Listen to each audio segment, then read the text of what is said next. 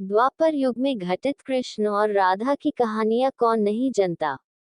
उस वक्त देवताओं में ये चर्चा थी कि राधा ही भगवान कृष्ण की सबसे बड़ी भक्त है। पर इस बात से एक व्यक्ति सहमत नहीं थे और वह थे नारद मुनि। वह अपने आप को ही भगवान कृष्ण का सबसे बड़ा भक्त मानते थे। पर देवताओं में राधा रानी के विषय में चर्चा सुनकर उन्हें जलन महसूस होने लगी थी।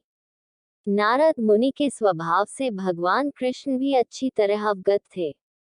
एक दिन नारद मुनि कृष्ण भगवान से मिलने द्वारिकापुरी गए थे। उन्हें आता देख भगवान श्री कृष्ण अपना सिर पकड़कर बैठे गए। मुनिवर ने उन्हें देखते ही पूछा, क्या हुआ प्रभु, आप यूं सिर पकड़कर क्यों बैठे हैं? उस पर द्वारिकाधीश ने उत्तर दिया, मुनिवर, आज हमें सिर में बहुत पीड़ा हो रही है।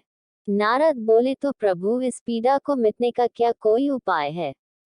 कृष्ण ने कहा, हाँ, उपाय तो है।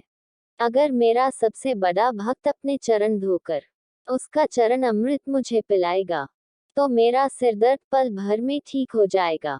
कृष्ण के मुख से यह उपाय सुनकर कुछ पल के लिए मुनिवर सोच में पड़ गए कि हूँ तो मैं ही सबसे बड़ा कृष्ण भक्त, लेकिन अगर मैं अपने पैर धोकर उसका चरण अमृत प्रभु को पिलाऊंगा तो मुझे नरक जाने जितना महापाप लगेगा। परंतु राधा को भी तो सब कृष्ण का बड़ा भक्त मानते हैं। इतना सोचने के बाद भगवान कृष्ण से आज्ञा लेकर नारद तुरंत राधा रानी के महल में जा पहुंचे और उन्हें प्रभु के सिर में हो रही पीड़ा एवं उसके उपाय के बारे में वृतांत सुनाया।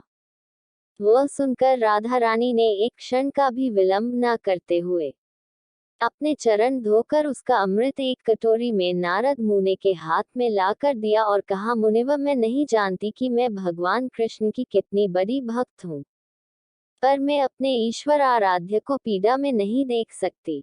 राधा के मुख से वह सच्चे भक्ति भाव के शब्द सुनकर नारद मुनि की आंखें खुल गई और वह समझ गए कि राधा रानी ही कृष्ण की सबसे बड़ी भक्त है और प्रभु श्री कृष्ण ने ये लीला मुझे समझाने के लिए रची थी। अगर आपको ये स्टोरी अच्छी लगी हो तो इसे जरूर शेयर करें और इसी तरह के अन्य लेख पढ़ने के लिए सब्सक्राइब की बटन दबाएं।